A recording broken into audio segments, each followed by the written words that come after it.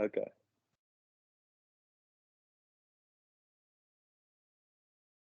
All right. So anyway, when you called, you were in dukkha, and now that I posed the question in a humorous way, you're laughing. Yeah, because Yeah. that's why I called you. Uh-huh. Yeah. So you chase her down the street, or do you do without her happily, or do you try to replace her? Do without her happily is the right one. Chasing her down the street is the one that I want to do. Uh-huh. Okay. that's the that's the Ah. that's usually what I Well, do. Yeah. right. Well, the third option is, let us say, the other side of freedom. In other words, there's two kinds of freedom: freedom from and freedom to. And now that you've lost her, you can be free from her, or you can be free to replace her. Mm. But fear in that second one because even if I replace her, the same thing can happen again, Ah, yes, right. Unless and it has we, happened again oh, over this and is not over. the first. Yes, uh-huh. No. Okay. Um, that one is a little bit more complicated, but we need to start with the point of uh, chasing her down the street and talk about that. Because one of the things that's going on is, um, there's actually the sutra's number 86, and that is in the king section of the Majjhima Nikaya. The 80s are the king sections. And in this sutta, 86 or 87, now that I think of it, it's the Angulimala, this number 86. So I think it's 87, but it's one of the 80s. And the name of it, of the sutta, is grief comes from those who are dear. Mm-hmm. Okay. Now, mostly we talk and think about the Dhamma in the sense of dealing with the world and sometimes dealing with physical objects. But Yeah. this sutta specifically is talking about dealing with other people and the loss of those other people, or let us say the ups and downs of the relationship. Uh, and Basically, this I'll go ahead and tell you the sutta because it's a very interesting little sutta. Is that the Buddha was talking about this, and while he was talking about it in whatever setting it was, someone heard what he said and passed by, and heard what the Buddha said, and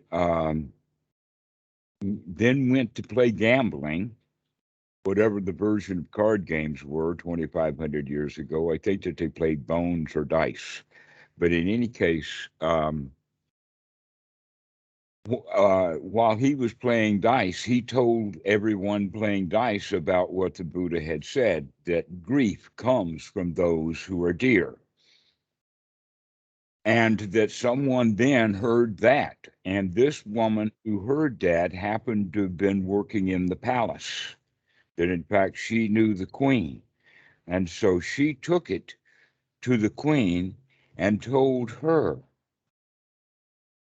that the Buddha had said that grief comes from those who are dear. And so the queen told King Pasenadi.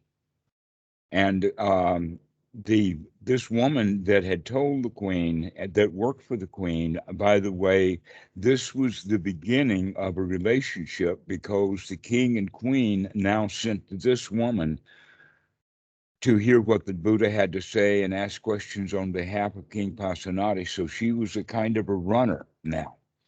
And as she was doing that and began to pick up the Dhamma, she actually became Sotapan and then quit the work of King Pasenadi and came and joined the monks, which was a big deal for the king to lose his emissary to the Buddha, to the Buddha. And so this story of those who are dear cause grief. Nobody likes that. We say, oh, I want to have a family because if I have a family, my children will bring joy to me. I mean, this is one of the advertisements. It's actually Yeah. built right into our genes. But the opposite is true in the sense of you can have pleasure without them, but if you have pleasure with them, when they go away, you will miss it. Sons argue with their dads, and it hurts the dad's heart greatly for the son to rebel, rather than understanding that rebellion is the natural thing. Okay. Now, this goes right along. In fact, this is an important teaching on the second noble truth about greed and ill will and delusion, because greed is actually, um, that's a kind of a strong word in the English language. It's probably not a very good word to use because wanting will do for dukkha. We don't need to be all the way into full-blown greed, but when we are, that's when things are really dukkha for a whole lot of people. Uh, and so, uh, an example of that, by the way, would be bank robbers. Now, it's possible to go along with a bank robbery because it's the thing to do, or our friends are doing it, or it seems like an entertaining thing, and maybe there's some profit in it. But the guys who plan the bank robbery, they really want that money, and they'll go to any lengths to get it. Okay, that's greed. Uh, but it doesn't have to be that strong. That in fact, uh, if we have wanting of anything that we don't have, that's a definition of dukkha.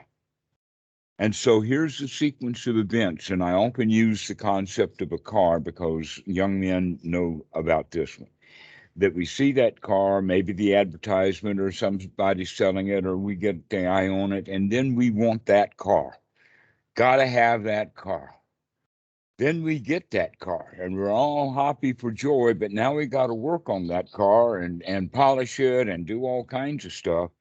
And then the car gets in a wreck or it gets stolen or it gets broken down. In fact, it could go so far as that you burn the motor out, so you got to replace the motor and you don't know what you're doing and you wind up not knowing how to put it back together again and all of that. I mean, I've been there, done that. Look how Yeah. much grief we have before we get it, while we have it, and after we lose it. That's the sequence of events. So when people say, I like it, be very careful about liking because when we like it, we want it, and we're headed for dukkha whether we get it or not. And if we do get it and then lose it, that's the big dukkha. Mm. Mhm. In other words, you got along without that girl before you met her. You can get along without her now, but now that you've had a taste of it, you want more of it, Mm. and you can't have it. All right. So that's the point: is to recognize, not just in this particular episode, but use this as a benchmark for being very careful about your relationships with people, because you are going to lose every one of them. Or the other option is they lose you while you lose you too. But you're going to lose every friend that you ever make. And that's painful. Yeah. The closer the friend, the warmer the touch, the more the grief.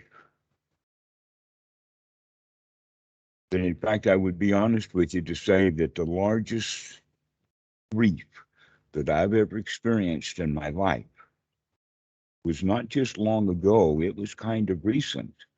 And it was over the death of a dog. I grieved over the loss of that dog It's tough. because I missed him. Yeah. Okay.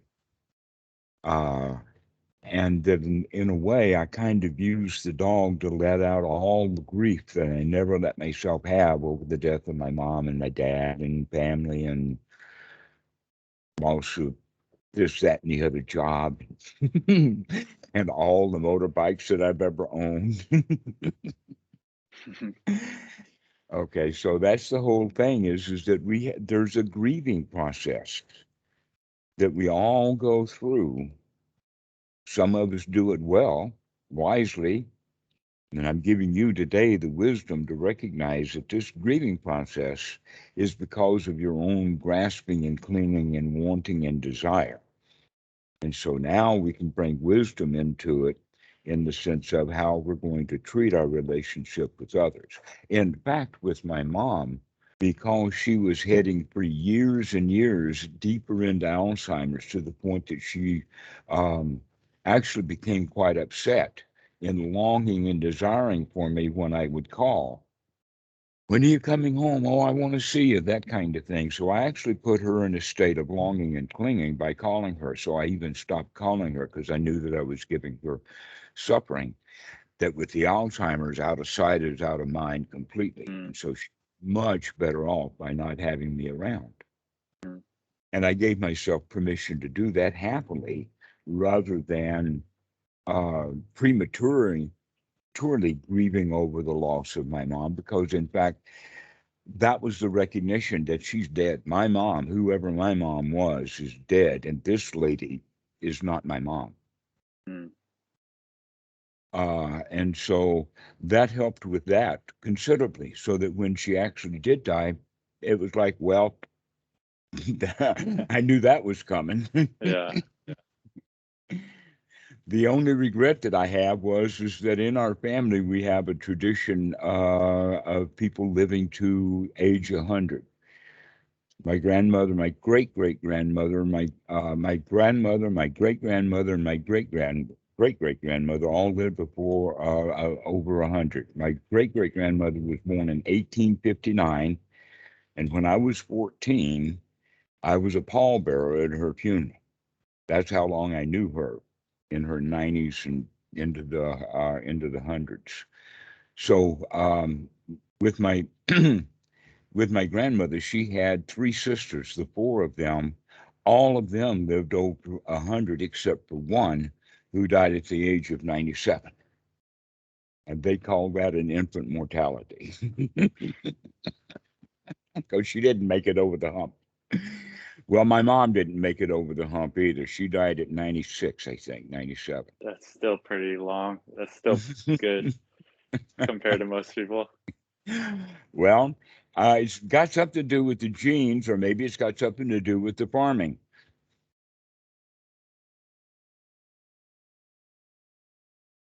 No, I don't think my great great grandmother was a farmer ever in her life, but my mom was when she was young, and my grandmother was even into her 90s, and so was my great grandmother. But my great great grandmother was not a farmer, as I. In any case, that's the whole point. Is that if you have a relationship with someone, know that in advance that relationship could be over at any time. I guess I was telling I was telling myself like, oh, now that I'm on the path, and then I met this girl, I'm like, oh, this is the enlightened relationship now. Like I'm like, because there's there's so much harmony and so much lightheartedness when I was with her, because there was less me there to mess it up, right? Mm-hmm. But you know, it, I guess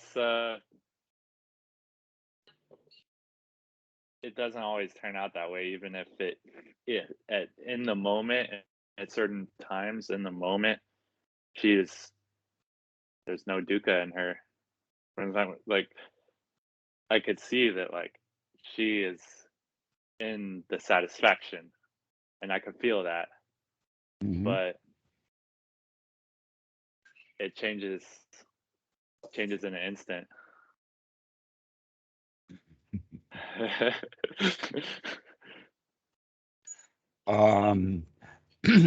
Well, do you actually know what happened?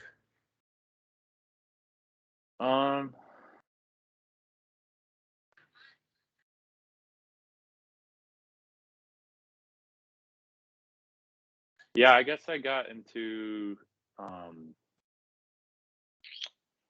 like if the conversation that we're having goes into, let's say, a political direction, or um something about like worldviews, like I tend to be uncompromising, and I might say something that makes her very angry, In because other words, the two of you are playing a game called whataboutisms. yeah, that's Okay. it. What about that political party, and what about this political party, and all of that kind of stuff? Yeah, Yeah, people can get into arguments over all kinds of whataboutisms. In fact, the only thing that people can really argue over generally is a whataboutism, even if they're arguing over what they're holding. I mean, a physical object, this is mine, no, this is mine. That's little kids. still a conceptualization. But the real point is that when you are arguing over this is mine, no, this is mine, and it really doesn't even exist. It is way out there someplace. It's not a physical object. Like this is my cup. No, this is my cup. Right? That's real. But what you guys are arguing over is not even real. Yeah, yeah, that's exactly. Hold on one sec. Let me get my water.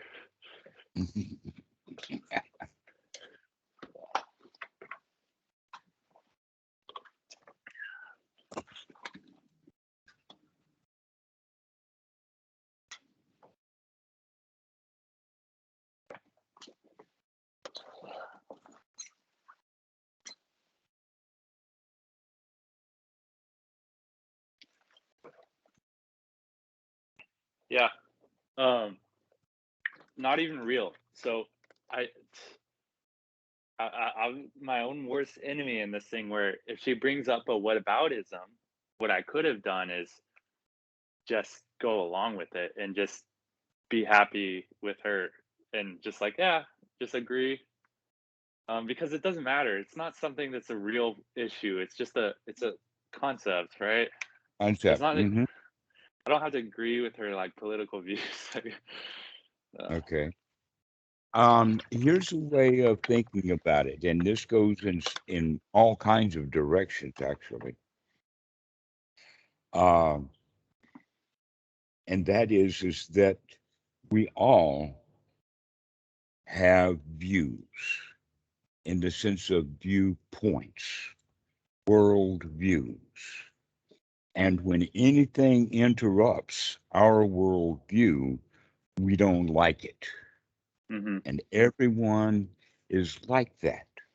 So if we can see that our worldview causes me pain, then their worldview is causing her pain, then Mm-hmm. it's better to us to go like this, not in the sense of having the same worldview, but to see that we're both together in the fact that we give ourselves pain for our worldviews. That in fact, this is another way of expressing that grief comes from those who are dear, because my worldview is dear. And when it is attacked, I feel attacked. Now, what do you think? I totally agree with you, and that's kind of what I was saying to her. Like she's making Well, herself she didn't suffer. get it. That's okay. That's all right. She didn't get it. Yeah, she didn't get it, and but I feel like, I don't know. I think it's not good to try to be a teacher to your girlfriend, like Well, not a school marm, like a pre like if I'm telling her like not a preacher, right? a Not a I'm preacher. better Yeah, than you are, right? Uh-huh. yeah, But rather like, look how both we suffer because both of us have conflicting attachments, yeah. but we're both suffering because we have attachments, Mm. rather than complaining to each other about my attachment is different than yours. Look at the underlying situation, and here we are both attaching. Yeah. And if she's not going to buy that, then that's okay. That's okay. It's all right. That in fact it goes in many different directions, as I was saying before. An example of that would be, let us say that there is a general big umbrella of things that would be considered Buddhism, just like there's a big umbrella of Christianity. And so we can talk about them both. And in fact, we can talk about Christianity, but we're really talking about Buddhism because we're talking about the same thing. And that there is a great variety. All right. Now, one of the teachings that is very specific within Christianity is do unto others the way that you want to be done to, or the golden rule. And also they talk about agape, or Christian love and Christian fellowship, right? They all agree on those things. And yet Christians will wind up arguing with each other over all kinds of doctrinal issues, rather than them both coming to that position that we're both Christians and therefore we have this in common. Let's enjoy that and not be worried about our differences in viewpoints about religion, especially since, and they don't know this, but it's all magical thought anyway. That Christianity has the core of the teachings of Jesus right there in their hands, and they won't pay attention to it because they're too much into the magic. The Trinities, the Jesus rising up into the heavens, the Sky Daddy, heavens and hells and angels and saints and calling, soulmates. I mean, the list just goes on and on about all this magical thinking. Well, us Westerners came out of that culture, and so we bring that same kind of magical thinking into Buddhism. And yet Buddhism has a very wide variety of the ways of teaching it, including a lot of the magic, as well as in a few places, we recognize magic as magic and not deal with it. Now, I have a very, very broad definition of the word magic. And that specifically, there's kinds of magic in the sense of magic tricks, prestidigitation, showmanship, that kind of magic. And then there is religious magic. And then there is charlatan magic that's somewhere in between, because the charlatans use the same tricks that the stage magicians use, except they're into making money off of it from the people who have magical thinking. But where is that line in the middle? Where are the charlatans as opposed to the stage magicians? Because, as you know, Las Vegas is like the world headquarters for stage magicians, right? Except that casinos is a place that capitalizes on magical thinking. And so they like to have magic shows there because it entertains the audience, but many of the audience actually want the magic tricks on stage to be real. And so they celebritize the magician. Houdini was that way. And there's a lot of other stage magicians who are like that. And so the boundary between charlatan and stage magician is very, very nebulous. And then the boundary between religion and charlatanism is also very nebulous. Now, but would you say that there is another kind of magic that I would like to introduce to you? But wait, ask your question. Okay. So when you said religious magic, do you mean kind of like the way of thinking about God, like I'm gonna like cutting a deal with God, like if I do this, then you'll give me this. Is that what you mean? Okay. Yes. Like, And also belief in anything that you don't have right in your hand. That if it's not in your environment, if it's a concept, then that is magical thinking. Okay. Like the Dallas Cowboys is a good football team. That's magical thinking. Why? Because I do not have any Dallas. I do not have any Cowboys. And I do not have any football here. That's all conceptualizations. Hmm. Okay. And this is what we mean by magic is that magic may or may not be provable someplace, somewhere, sometime, but it's not provable right here, right now. Anything that's not provable right here, right now is not worth arguing over. And yet most arguments are about things that people cannot prove right here, right now. Like an instance, someone walks into a bar from the other side of town, or maybe he's from Manchester and he's in Liverpool and he walks into a bar and now he's in football heaven, except that he's the enemy. And so he's there to defend his football team, and they wind up getting in a fight. And what they're fighting over is my football team is better than yours, but the fight has to do with the fact that neither one of them can prove anything. It's all just concepts that they're arguing over. So things like rebirth and reincarnation and magical powers, whether they actually physically exist or not is irrelevant, is because they're not normally or hardly ever a part of one's actual reality. So is that how I forget about her? Is that she's not here right now? She's not here now. Exactly. Yeah. All right. So any thoughts that come up for her, you can recognize now that's just your magical delusional thinking. Yeah. Okay. That in fact, the thing to do would be to forget all about her, because anytime that you have thoughts, your longing for her is going to give you more grief. Yeah. So in order Or to avoid the grief, you stop thinking about it. yeah. Or also, if let's say everything was perfect in the relationship and I was right here right now, uh I would find another thing to be longing for if it wasn't her. So it's a deeper problem of longing, right? Um that the relationship wasn't a problem, I would probably be thinking of something else that I don't have. Mm-hmm. Exactly.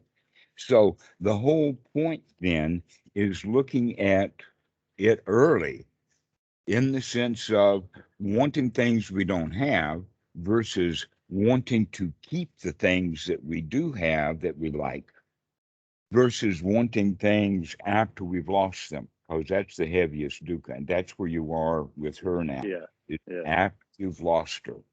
Now you have the grief because of all the good times that you want to go back and have again. But Yeah. it started in the beginning when you didn't have her, when you wanted her. So next time that you start to want something, you can say, wait a minute, wake up. Be careful that if you get what you want, you're going to lose it. How will you feel when you lose it? And you can do this with any relationship. It takes the relationship to make it much lighter. Hmm. Okay. That now I know that lightheartedness about a relationship sounds funny coming from someone who has had a relationship now for more than 10 years, and it's just hunky dory. But it is hunky dory because um, actually, because here in Thailand it's a matriarchal society, and many Westerners don't get along well with Thai women after they're luscious looking babes, but once you marry one, the whole cultural thing really gets in the way. And Thailand's number one issue on that is that it's a matriarchal society. And so in that regard, I let Tam be boss. She can do anything she wants to. I need to be better at that. Okay. Because I feel like I need to be the boss, right? Because Mhm. I'm a man. That's how I feel. Well, no, that's not how you feel. That was how you were trained.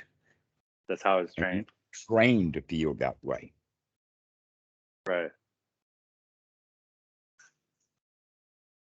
Because that's how society and culture, or Right. Western at least. Because a Western patriarchal culture trains that into most of their men. And so you can come out of that training. How? How to Well, come out? for the number one way always is to recognize it as you're about to step in it and then don't. And over and over and over again, as you're about to step into it, don't. So, one of the things that I recommend for guys uh, like this, so that we've talked about the fact that you've lost her and she's gone, and the grief that you have is now the grief that you keep giving yourself because you're still wanting something you don't have. And that you can actually talk yourself into the wisdom of that you're okay without her. You got along without her before you met her. You can get along without her now. So anytime she comes to mind, you can take a deep breath and says, "Goodbye, babe. Don't need you anymore." And so we can deal with that there. Now, the dealing with the second two can be done in combination with each other.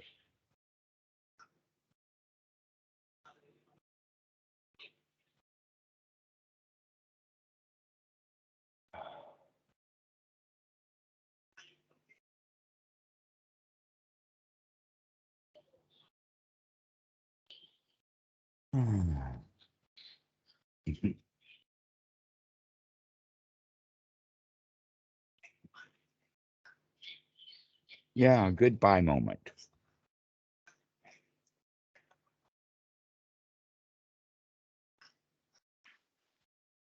So as you let her go, we can walk into the next moment with a different mentality than you walked into the relationship with her in the first moment.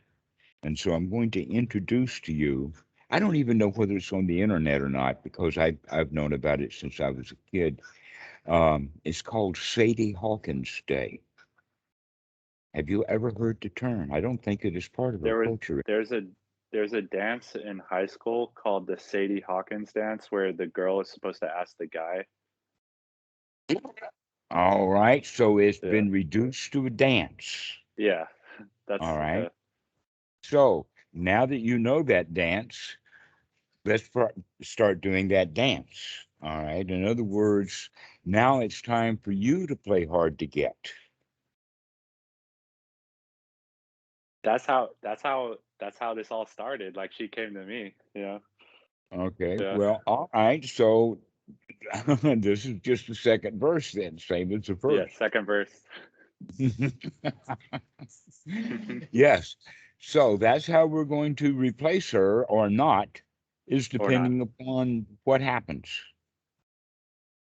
Because you can be satisfied without her and say goodbye to her. So now you can say, I'm satisfied as things are right now, that I don't have to get what I want in order to be satisfied. I just stumbled across that particular statement and it seems to hit people really well. Like I could be satisfied and still not get what I want. Because that actually is part of the teaching of Paticca Samuppada, in that here we're stopping the cycle at the point of wanting or at the point of tanha, because eventually you can back it up just one little step into liking it, but not wanting it. I can be satisfied with just liking it. I don't have to want it. But even if I like it and want it, I can still be satisfied and not get it. I don't have to go get it to be satisfied. And in fact, the getting it is only a very temporary satisfaction. And now we have to sustain it and maintain it. And that's work, fear of It's a lot of loss, work. a lot of work. Yeah. And then you will lose it anyway, and now the big dukkha comes. Yeah. So it's better to not get it in the first place. Better to not get it in the first place. And so be satisfied that you caught it at the state of wanting without having to go grasp it and cling it and hold it and keep it and then lose it.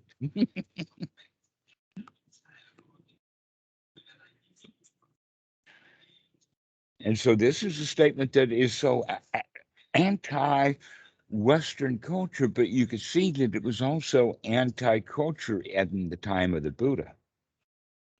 Because in the time of the Buddha, everybody would think that they would get gratification by ownership, not recognizing that grief comes from the things that we hold dear, whether we get them, whether we've got them, or whether we lose them. Those things that we hold dear is suffering. And so if you've got family, don't hold the family so dear. I don't have a problem with that one. It's more the girlfriends. All right. Well, one of the students recently had said about that when he's with the girl, he really, really likes it, but then she goes to work or off someplace and he misses her and he wants her to come back. And so he's longing for her, which means now he's dependent upon her and he's putting her in a one up and him in a one down situation, so that when she comes back, he will say something like, I've missed you, or where have you been? I've been waiting for you. Or in other words, we get ourselves hot while she's gone, and then when she does come, instead of calming off, oh, I'm so glad to see you, we just continue the hotness that we had when she wasn't there. This is one of the ways that people have arguments, is they have a really good time and then one leaves, and this guy is over here worried about it, and he's worried, and when she comes back, he's worried, and now they're in a fight. Completely needlessly.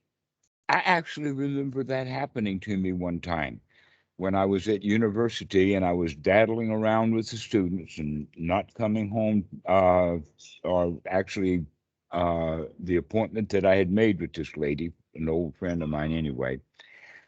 And so on the drive there, I got all worked up. Boy, she's going to be really pissed off because it's been hours, you know. And as soon as I walked in, she was really happy to see me. She had not worked herself up into, I didn't keep my appointment with her. And that blew me away. Woke me up. That was part of the awakening process of recognizing that, hey, you do not have to have the expectations of what someone's going to be like, but you can greet them new. And often we think that somebody's going to be in a bad mood when they're not. Because we worked ourselves into a bad mood. We assume they're in a bad mood. That's the kind of worldview that we've got right now, is bad mood. Yeah. In fact, may not be in a bad mood at all. And so why did we work ourselves into a bad mood thinking that they were going to be in a bad mood when they're not in a bad mood, but we are? Yeah. That's ridiculous. Yeah. Okay, so that's the whole point then, is that, but now she's gone. Yeah, she's gone. And wanting her and longing for her and thinking about her is not going to do you any good in a relationship until she comes back. If she does, and she might, you don't know. Yeah. Who But knows what it's going to be? I don't need her to come back though. But you don't need her to come back. I don't. You still want her to come back. Yeah. You can still be satisfied even though she doesn't. Because it's interesting. You know, you never know what's going to happen. Because you don't know what's going to happen. All you know is how you feel right now. Yeah. And that you can do something about it right now. That's all we know. Have you? There was in the 1970s, I think, that there was a movie, and the name of it was Oh God, and it had John Denver and what's his name, Gracie Allen and George Burns. George Burns played the part of God, and one of the lines in there was uh, this John Denver was a grocer, and so he was operating groceries. But anyway, he was the only one who could see this God, and so he asked him a question about it, and God said, "Well, I'm pretty big on the past, and I'm really quite up to what's going on right now, but I don't have a clue about the future." Even God doesn't have a clue about the future. Who knows what's going to happen?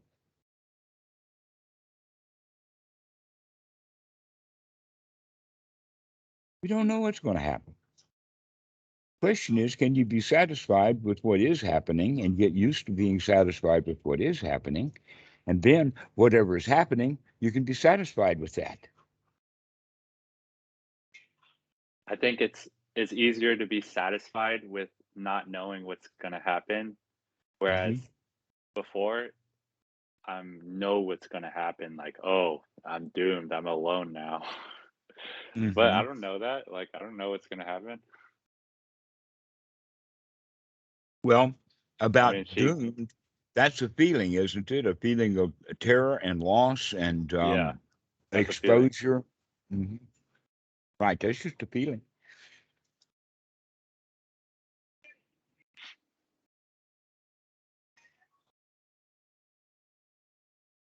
So when you say I'm doomed, in that particular moment in time, when you're having that thought, you feel doomed. So wakey wakey.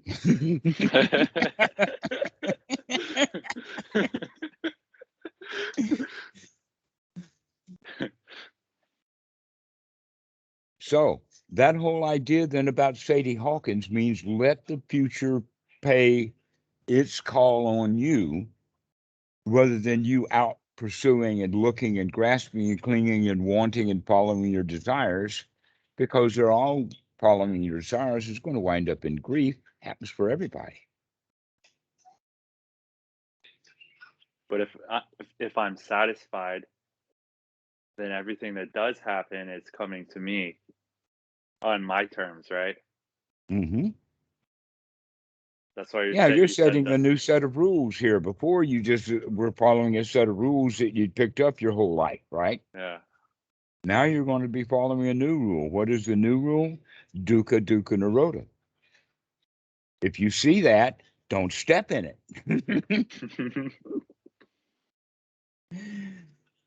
Wake up and take a look where you're stepping, because you can step into a pile of crap. Don't step in it. So that thought of, oh, I'm doomed, that's a pile of crap. You stepped right in it. You felt doomed. Yeah.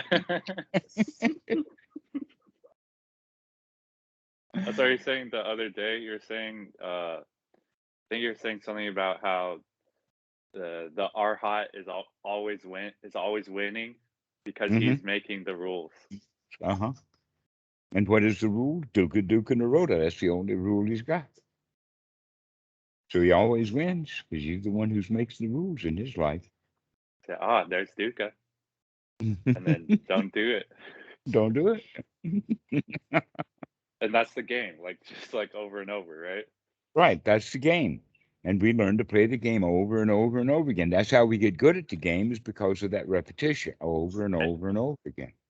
That's what you did, and you got really good at it. Good enough. Good enough. Really good sounds like a rule.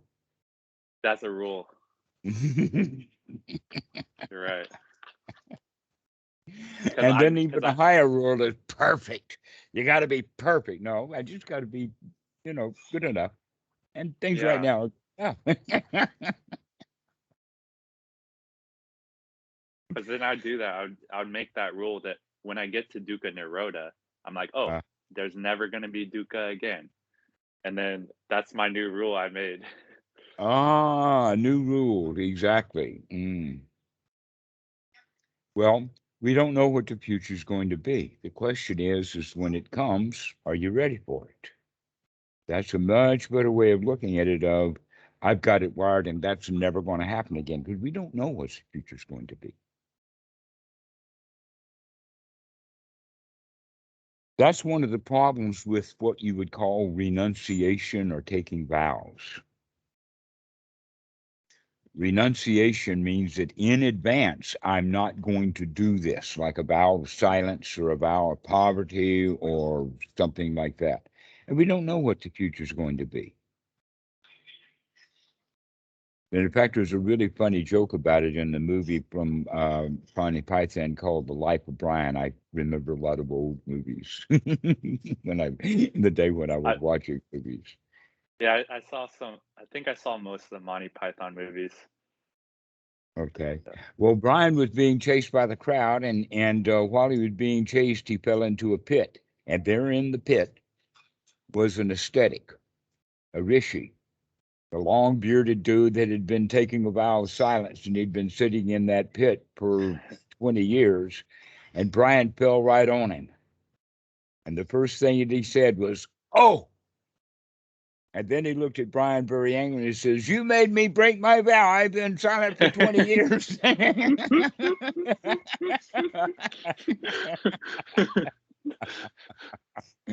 And here he had been silent for 20 years, thinking that that vow was going to keep him silent, where in fact, when Brian fell on him, it didn't happen. Now, if this guy had been quite awake when Brian fell, Brian could have fallen on the body, but not on the rishi. It was the rishi who said, "Ouch," the one who owns the body. "You stepped on me," or you fell on me, rather than just, oh, what is this? So this is the problem with always and forevers, or taking vows. Yeah. Is because we don't know what the future is going to be. Your own Life of Brian movie is going to happen for sure sometime.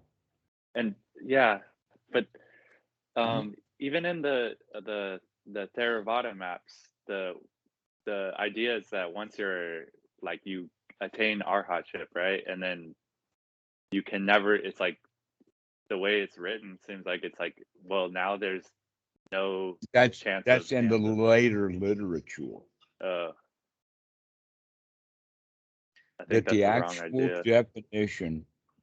The actual definition of the word arahat, in the time of the Buddha picked up the word because it was already in common usage, as all the words he used in Pali. He didn't invent new words. He just took the words that were there.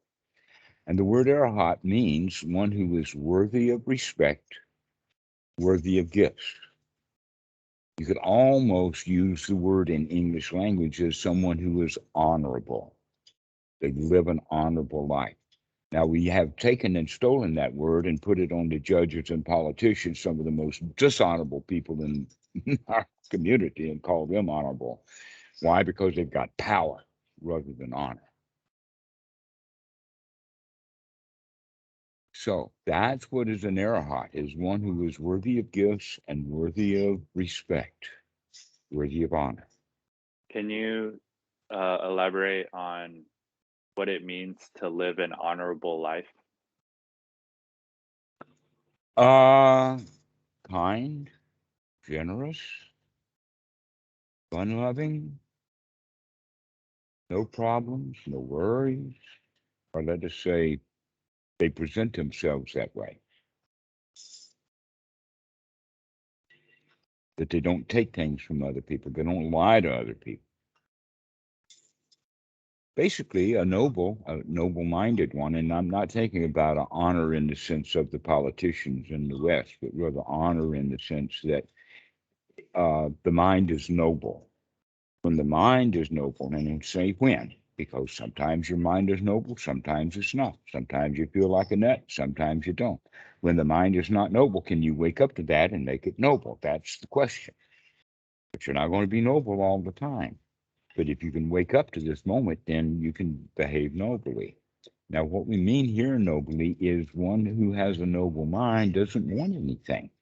And if he doesn't want anything, then he's going to act honorably because he's not going to finagle or lie or coerce or try to fix something or take something that's not given. He's not going to hurt anybody or kill somebody to get something because he doesn't want anything. He's not going to molest someone.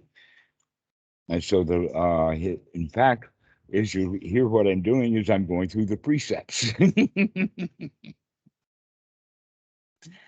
So that means that an honorable one, if he is handed a glass of alcohol, he may even take a sip or two, but he doesn't have to drink it and he doesn't have to ask for a second. That in fact, while you're holding one glass, it's still got something in it, nobody's going to bother you. And so you can accept a glass of alcohol and just be part of the party without having to drink it. But that takes mindfulness every time that glass comes up. Well, no, I'm not going to do that.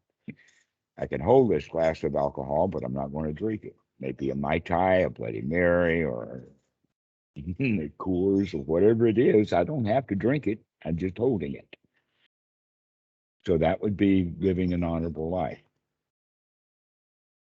Not abstaining from alcohol because that may upset some people. Yeah, I've never been huge on alcohol, so I never had that problem really. Mhm. I don't.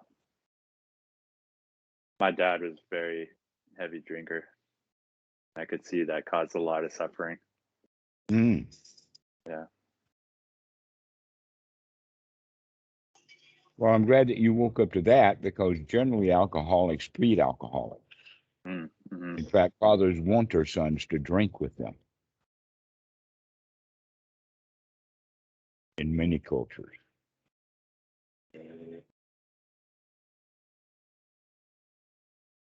So, I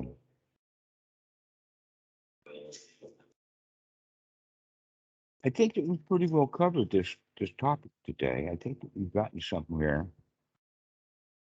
with this issue of grief,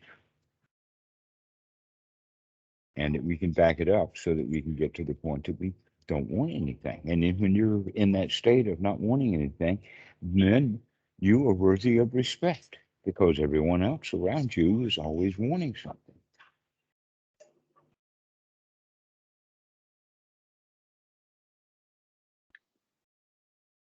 Now, if I am wanting something, Catch on to it quick.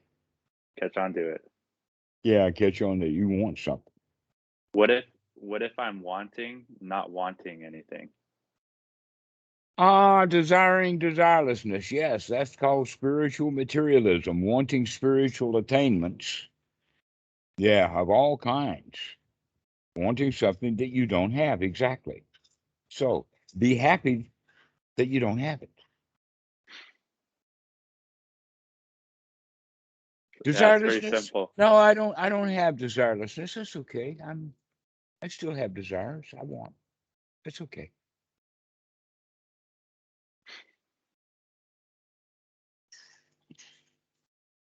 So I have wants, but when I say I want this, I say, wait a minute, I don't want that. Do I want this? No, I just like that.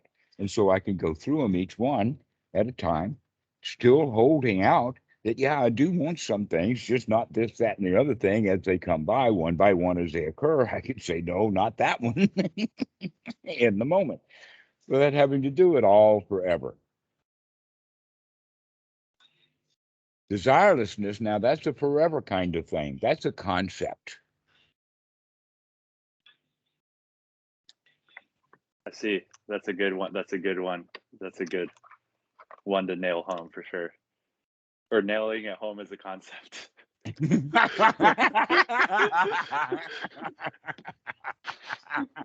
Now you're cooking. Now you can see it. Congratulations. Exactly. Yeah. More exactly is, hey, I really see that right now. I bet I can remember it.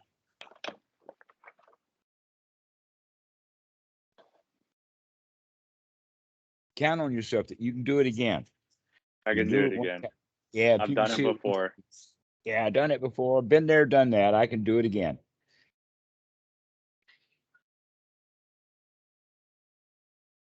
I think I heard in one of your talks you said something about the song that's like, "Hello, darkness, my old friend." Yeah, Simon and Garfunkel, right? Sound of Silence. That darkness is in the mind when it comes, the wanting. Yeah, here you are. Right, I still want things. I'm satisfied that you're here. Okay.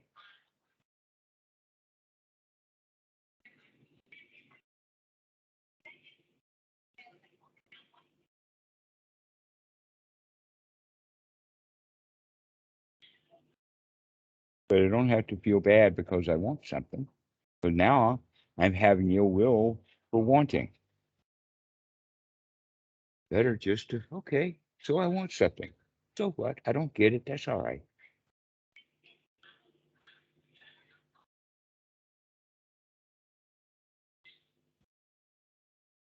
Hmm.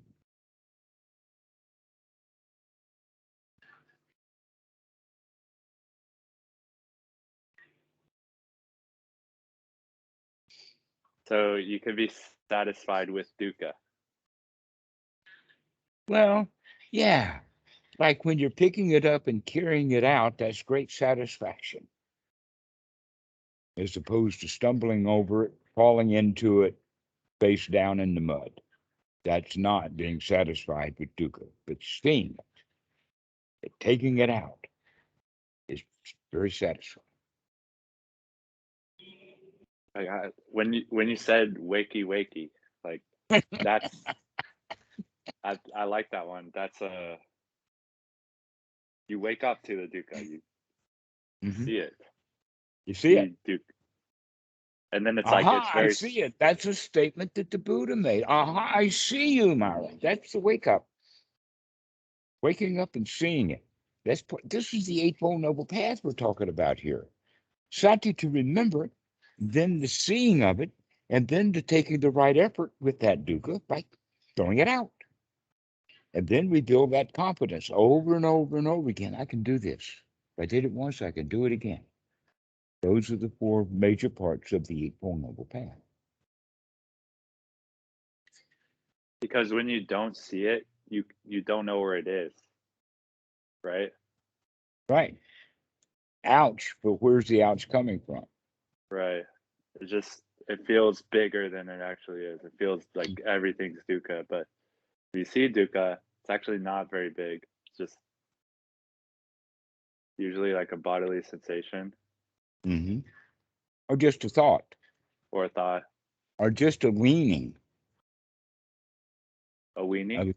a leaning into a Oh, thought, a leaning. or an expectation, or kind of a world. It's almost pre-verbal, Yeah. but it is a thought moment. A thought Yeah. moment, oh no, as opposed to a thought moment of yeehaw, your choice.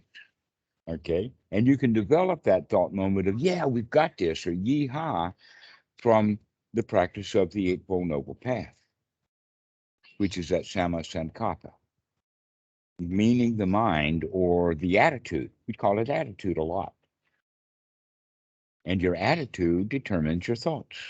If you have the attitude of a winner, you're going to go into the game differently than the attitude of a loser. Different thoughts. And so that's the part that we're really developing is that attitude of a winner, the attitude of a lion, the attitude of a bull. You can do anything. There's no dukkha that I can't nirodha. Right. That's, I like that one.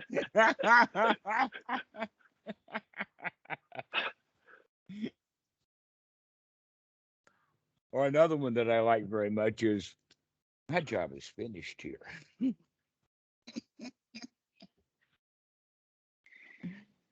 I've already won. Already won. Exactly. I set up the rules that way Even before the game even started. before the game even starts. And the game starts every moment, every right now. I see it. Uh-huh. Well, this has been a delightful conversation, Scott. I think this has been quite useful for you. And I I've think really so. enjoyed it, actually. Well, let's finish now and we'll see you later. All right. I'll see you. Thank you so Okay. much. All righty. Bye bye. Bye.